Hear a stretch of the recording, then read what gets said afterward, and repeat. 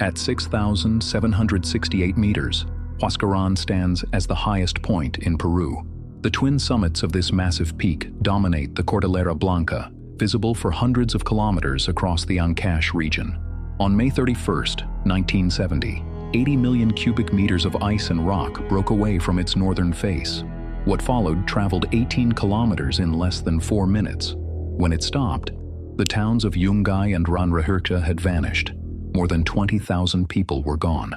This is the story of Huascarán and why understanding this mountain matters far beyond a single day in 1970. The debris moved at speeds between 280 and 335 kilometers per hour. To understand what this means, the avalanche covered the distance from Huascarán's north face to Yungay, 11 kilometers, in approximately 2 minutes.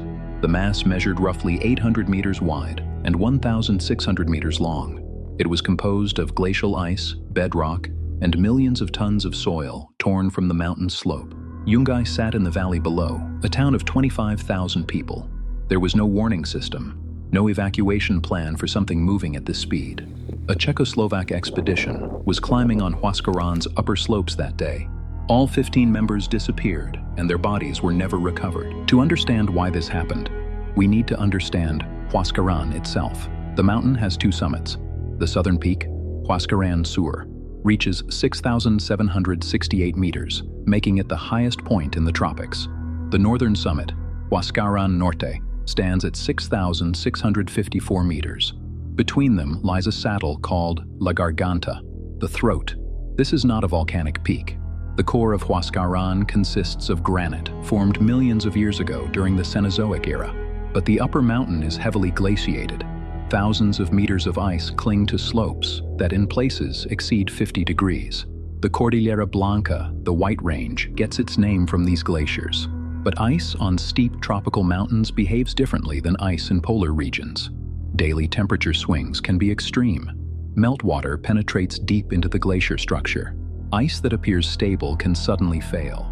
1970 was not the first time Huascarán released a catastrophic avalanche. On January 10, 1962, a rapid temperature increase triggered a smaller collapse. 4,000 people died. The towns affected were partially rebuilt. Life continued in the shadow of the mountain.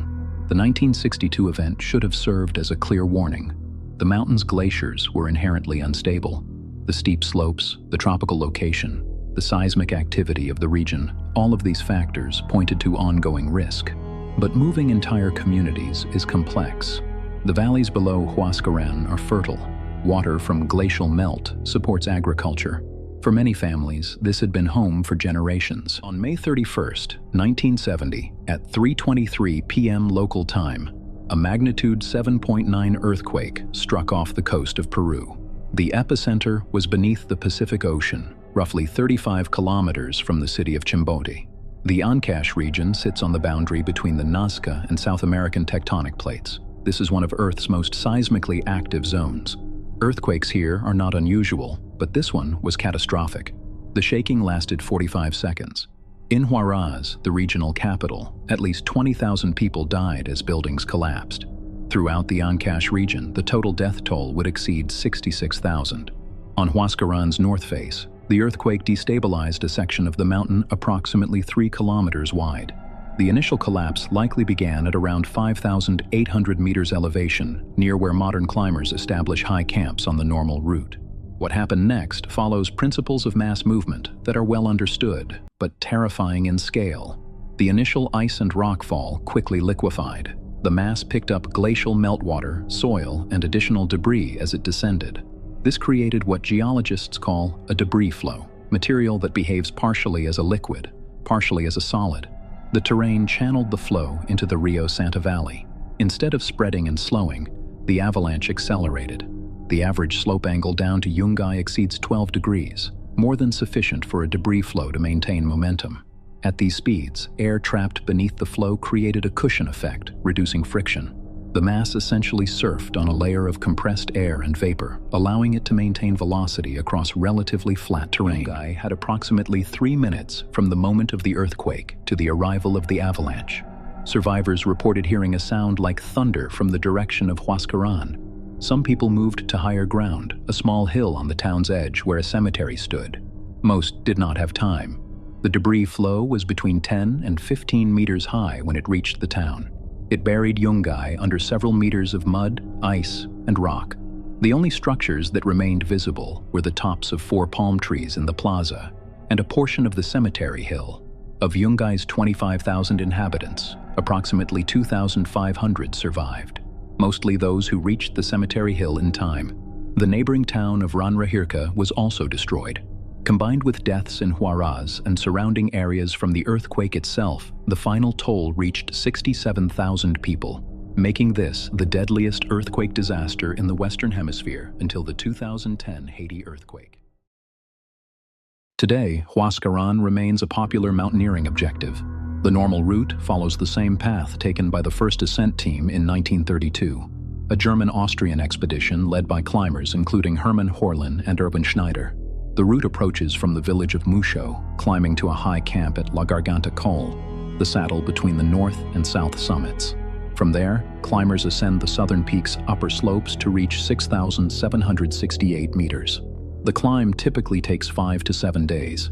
It is rated between PD and AD on the French system, peu difficile to assez difficile, meaning moderately difficult, depending on conditions.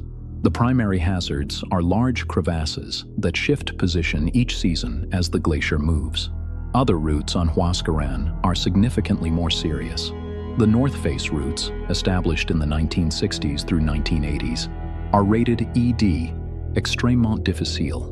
These require multiple days on steep ice faces, with full commitment and limited options for retreat. On July 20th, 2016, an avalanche on the normal route caught 9 climbers at approximately 5,800 meters. 4 died.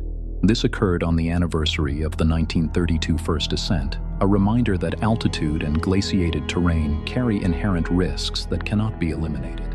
New Yungay was built on higher ground, away from the path of potential future avalanches. The site of the old town has been preserved as Camposanto, Holy Field, a memorial to the 20,000 who died there. 4 palm trees still stand, the only remnants of the plaza. The cemetery hill remains, now surrounded by the debris field that buried everything else. Huascarán National Park was established in 1975, partially in response to the disaster. The park protects 340,000 hectares of the Cordillera Blanca, including Huascarán itself. The mountain that took so many lives is now also recognized for its ecological and cultural significance. Huascarán will avalanche again. The glaciers continue to shift, earthquakes continue to occur.